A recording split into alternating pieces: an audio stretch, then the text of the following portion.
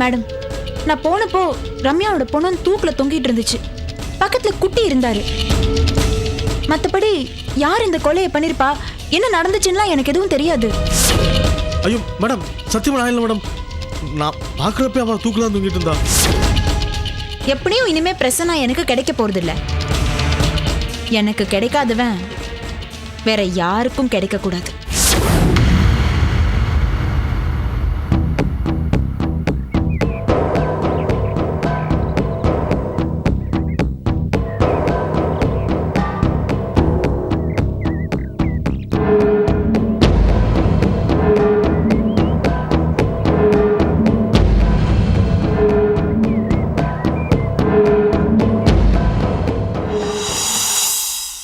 மதுபாலாவோட வாக்குமூலத்தை நான் ரொம்ப நம்பியிருந்தேன். இப்படி அவ பல்ட்டி அடிப்பான்னு நான் கொஞ்சம் கூட எதிர்பார்க்கல. ஏமா அவ அப்படி பண்ணிட்டா தெரியலையே, அங்க கேட்கவும் முடியல. எனக்கு வந்த ஆத்திரத்துக்கு அந்த கோர்ட்ல அவளை கண்ணந்துண்ணமா வெட்டி போட்டிருப்போமா. என் பையனை வெளியே கொண்டு வரத்துக்கு இருந்த ஒரே துருப்பிச்சுட்டு அவதான். அவளும் கடைசி நேரத்தில் இப்படி காலை வாரிட்டா. செய்யாத கொலைக்கு என் பையன் பழிய சொபத்துக்கிட்டு 10 வருஷம் 12 வருஷம் ஜெயிலுக்குள்ள இருக்கணுமா? அப்படிலாம் விட்டுற மாட்டோம் சார். குட்டி தான் கொலை செஞ்சாருங்கிறதுக்கு ஆதாரம் ஏதாவது ஒன்று கிடைக்கும் சார். எப்படி சார், எப்படி? எப்பேற்பட்ட கிரிமினலும் என்னோட கிராஸ் எக்ஸாமில் மிரண்டுருவான் சார். ஆனா இவன் பிடி கொடுக்க மாட்டேங்கிறான். இவன் சொல்றதெல்லாம் சத்தியங்கிற மாதிரி எல்லாரையும் நம்ப வச்சுட்டான் சார். ஆனா நான் விட மாட்டேன் சார். அவன் எதுலையாவது ஒன்றில் என்கிட்ட மாட்டுவான் சார். ஆமாம் சார், நீங்களும் சொல்லிட்டே தான் இருக்கீங்க. நாளைக்கு கேஸ் ஃபெயிலியர் ஆச்சுன்னா சாரி சொல்லிட்டு போயிட்டே இருப்பீங்க. கடைசியில் அவஸ்தைப்பட போகிறது யாரு? நானும் என் பையனும் தானே.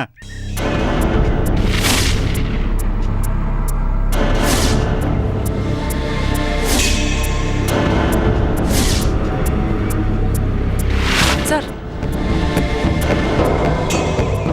எனக்கு ஆதாரம் கிடைச்சிருச்சு. குட்டி தான் இந்த கொலை செஞ்சான்றதுக்கு ஆதாரம் எனக்கு கிடைச்சிருச்சு. என்னம்மா? ஒரு நிமிஷம். Hello, mister Tamilselvan. சொல்லுங்க மேடம். ரைட். ரம்யா தூக்குல தொங்கின போது எடுத்த போட்டோஸ்லாம் எங்க இருக்கு? மேடம் அது ஸ்டேஷன்ல தான் இருக்கு. எனக்கு அது வந்து நாளைக்கு கோர்ட்ல தேவைப்படும். Okay? Okay madam. Yeah, keep it ready. Ready பண்ணிடுறேன் மேடம்.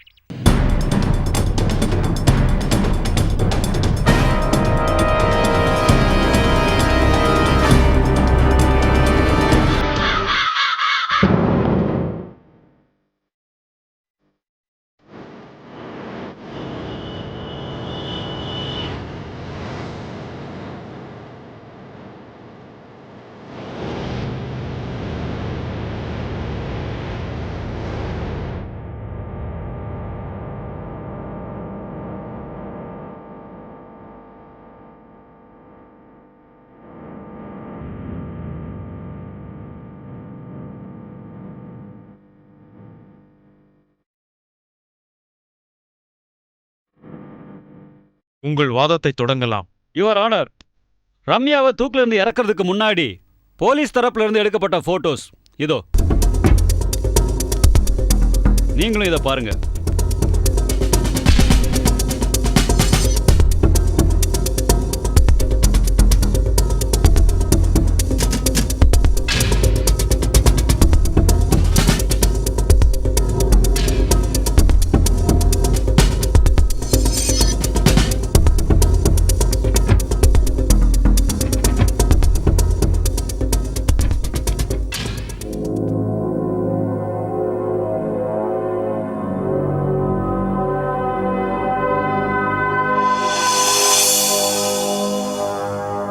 இதுதான் ஏற்கனவே பார்த்தாச்சே. மேலோட்டமா பார்த்தா தெரியாத ஒரு விஷயம் இதுல இருக்கு. யுவர் ஆனர், ரம்யாவை குட்டி தான் கொலை செஞ்சாருங்கிறதுக்கு அந்த போட்டோல ஆதாரம் இருக்கு யுவர் ஆனர்.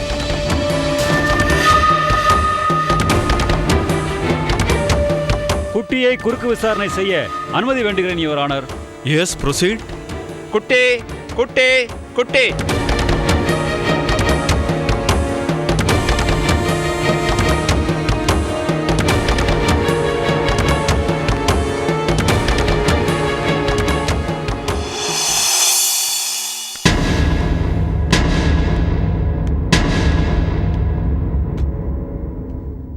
வணக்கங்க.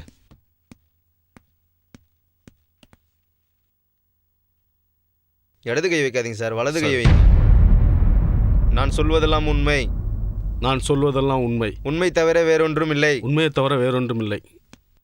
மிஸ்டர் குட்டி, நீங்க ரம்யாவை பார்க்க போனீங்க. அவங்க ஏற்கனவே தூக்குல தொங்கிட்டு இருந்தாங்க. அவங்க உடலை இறக்க முயற்சி பண்ணீங்க, அப்புறம் விட்டுட்டீங்க, அப்படித்தானே? ஆமாம் சார். இந்த போட்டோஸை கொஞ்சம் பாருங்க.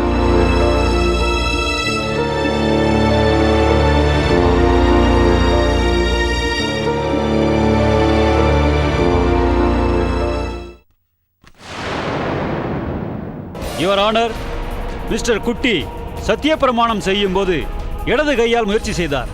பிறகு சுதாரித்துக் கொண்டு வலது கையால் செய்திருக்கிறார். நான் கொடுத்த போட்டோஸை இடது கையால் தான் வாங்கியிருக்கிறார். எனவே இதன் மூலம் இவர் இடது கை பழக்கமுடையவர் என்று ஊர்ஜிதமாகிறது யுவர் ஆனர். யுவர் ஆனர், எதிர்க்கட்சி வக்கீல் இந்த வழக்குக்கு சம்பந்தமில்லாத விஷயத்தை சொல்லி கோர்ட்டுடைய நேரத்தை வீணடிக்கிறார். No your honour. ரம்யாவை தூக்கிலிடப்பட்ட போட்டோஸை பார்த்திருப்பீங்க. அவரோட கழுத்துல இருக்கப்பட்டிருக்கிற முடிச்சு இடது கையால போடப்பட்டிருக்கு.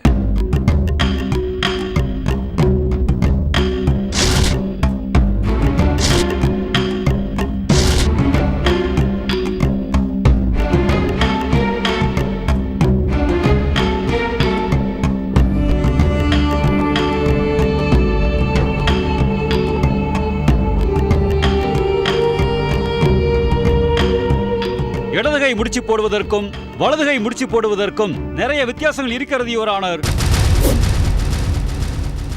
என் கட்சிக்காரர் பிரசன்னா வலதுகை பழக்கமுடையவர், குட்டி இடதுகை பழக்கமுடையவர். எனவே குட்டிதான் கொலை செய்திருக்கிறார் என்பது தெள்ளத் தெளிவாக தெரிகிறது யுவர் ஆனர்.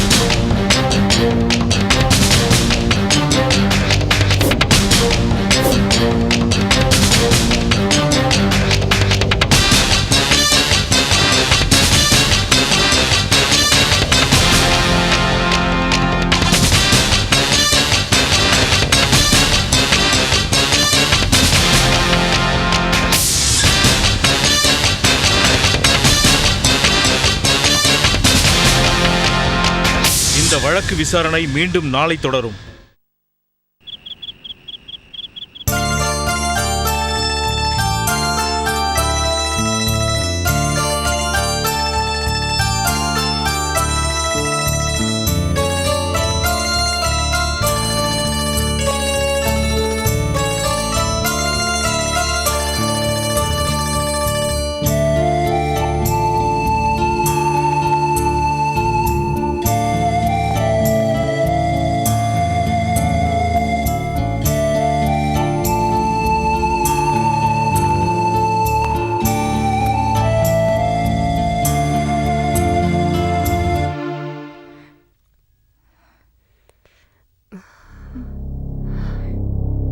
அத்தை, அத்தை,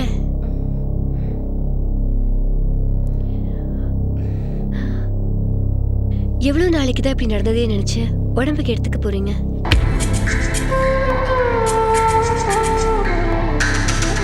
உனக்கு தெரியாதும்மா, அவளுக்கு அப்பா இல்லை என்ற கவலையே தெரியாம நான் வளர்த்தேன். ஒரே பொண்ணாச்சேன்னு அவளை நான் எவ்வளவு செல்லமா வளர்த்தேன்னு தெரியுமா? அவ கேட்டதெல்லாம் உடனே நான் வாங்கி கொடுத்துருவேன். அந்த பிரசன்ன கெட்டவம்மா, அவன் கூட பழகாதன்னு நீ எத்தனை தடவை சொல்லியும் அவ கேட்கல. என்னைய தூக்கி எறிஞ்சிட்டு அவனை கல்யாணம் பண்ணிட்டு போனா. ஆனா இப்போ அல்பாயுசுல போயிட்டா. அதை நினைக்கும் போது வயிறு பத்தி எரியுதுமா. ஏதோ அவங்க 2 பேருக்குள்ள சின்ன சின்ன சண்டை சச்சரவுன்னு தான் நினைச்சேன். ஆனா அந்த படுபாவி என் பொண்ணை கொலை பண்ற அளவுக்கு போவான்னு நான் நினைச்சு கூட பார்க்கல. அவன் நல்லா இருக்க மாட்டாமா, அவன் நல்லாவே இருக்க மாட்டான். அத்தை, தப்பு செய்யற யாருமே தண்டனையில இருந்து தப்பிக்க முடியாது. கண்டிப்பா அந்த பிரசனாவுக்கு தண்டனை கிடைக்கும். அதை நான் வாங்கி தரேன். கவலைப்படாதீங்க அத்தை, அவனுக்கு தண்டனையை நான் வாங்கி தரேன். அவனுக்கு தண்டனை கிடைச்சாதான் என் பொண்ணோட ஆத்மா சாந்தி அடையும்.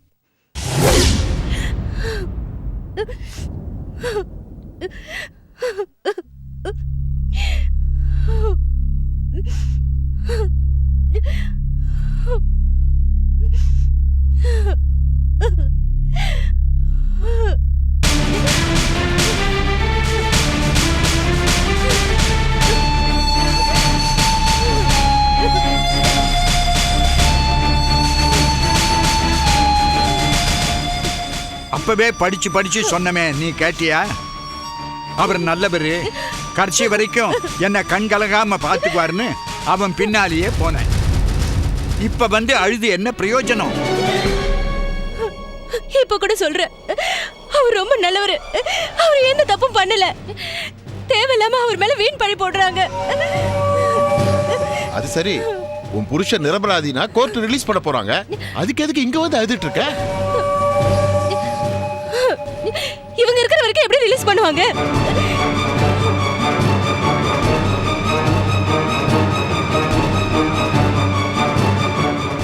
எதுக்கு தேவையில்லாம ரேகாவை இழுக்கிற? எப்ப வந்தாலும் அவளை குறை சொல்றதே உனக்கு பழக்கமா போச்சு. வேற என்ன பண்ண சொல்றீங்க? என் புருஷனுக்கு எதிரா ஸ்ட்ராங்கா போய் விட்னஸ் கொடுத்தது இவங்க தானே. நான் தாலி எடுத்து முன்னச்சே இந்த வீட்டுல வந்து உட்காரணும், அதை பார்த்து இவங்க ரசிக்கணும், அதான் இவங்க ஆசை. அதனாலதான் இந்த கேஸ்ல சம்பந்தமே இல்லைன்னா கூட தேவையில்லாம மூக்க நுழைச்சு என் புருஷனுக்கு இடது கை பழக்கம் இருக்குங்கிற ஒரே சாக்க வச்சு அவர் தான் கொலை பண்ணாருன்னு கதை கட்டிவிட்டு இருக்காங்க. சந்தியா, சும்மா ஏதேதோ பேசிட்டு போகாத. எனக்கு என்ன நியாயம்னு தோணுச்சோ அதை தான் நான் செஞ்சேன். அடடடடா, இவங்க பெரிய நீதி தேவதை. நியாயத்தை பண்றாங்களா? நியாயம் இதெல்லாம் ஏன் பண்றீங்கன்னு எனக்கு தெரியாது பாருங்க. பிரச்சனையை வச்சு ரம்யாவை எப்படியாவது போட்டு தள்ளணும். அந்த பழியை என் புருஷன் மேல போட்டு பிரச்சனையை எப்படியாவது வெளியே எடுக்கணும். அப்பதானே நீங்க ரெண்டு பேரும் சந்தோஷமா ஜாலியா கூத்துறீங்க. என்ன நீ பாட்டு ஏதோ பேசாதீங்க. முதல்ல கௌஷிக் இப்ப பிரச்சனை. இனிமே ஒரு வார்த்தை பேசனே, பொண்ணுன்னு கூட பார்க்க மாட்டேன், வெட்டி போட்டுருவேன். நான் இங்க உங்க கூட சேர்ந்து சந்தோஷமா இருக்க போறேன். ஆனா ஒண்ணு, என் புருஷன் செத்தா கூட இந்த வீட்டு வாசப்படி மிதிக்க மாட்டேன். வராரு வராரு, போ போ போ. பேச போச்சு.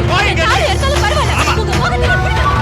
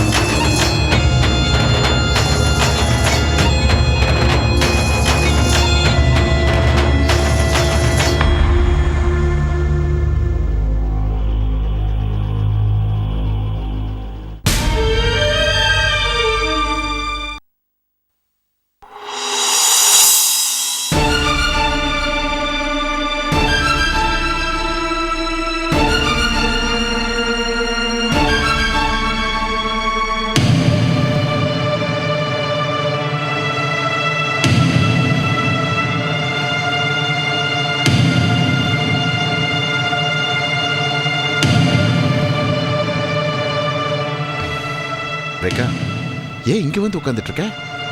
நீ சாப்பிடல?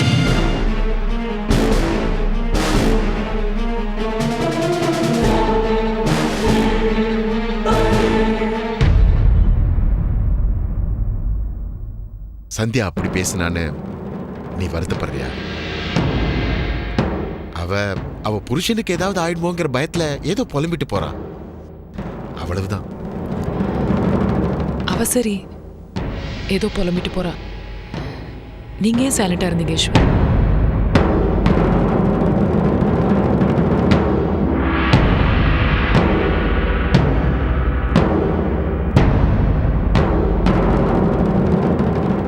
சொல்லுங்க ஈஸ்வர், நீங்க ஏன் சைலண்டா இருந்தீங்க?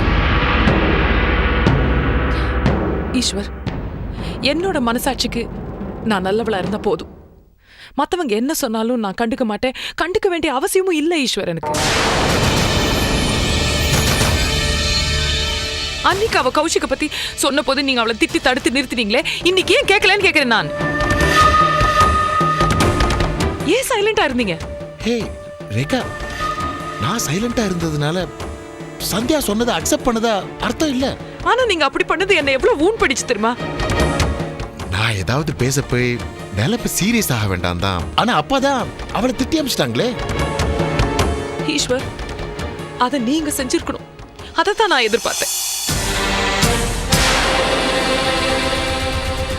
ரேகா, நான் நடந்துகிட்டது ஒன்ன ஊன் பண்ணியிருந்தா ஐம் சாரி. ஐயோ, நீங்க சாரி.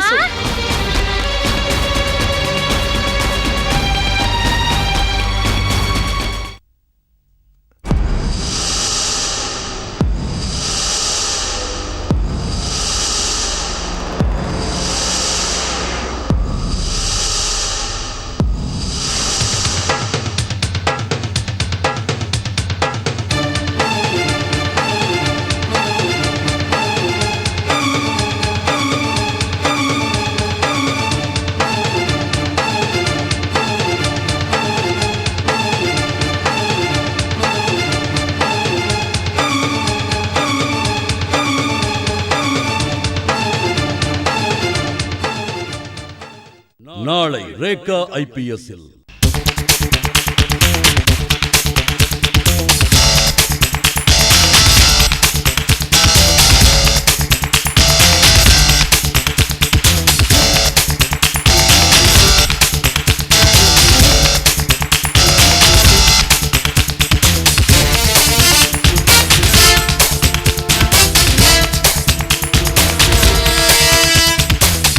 காணத் தவறாதீர்கள்.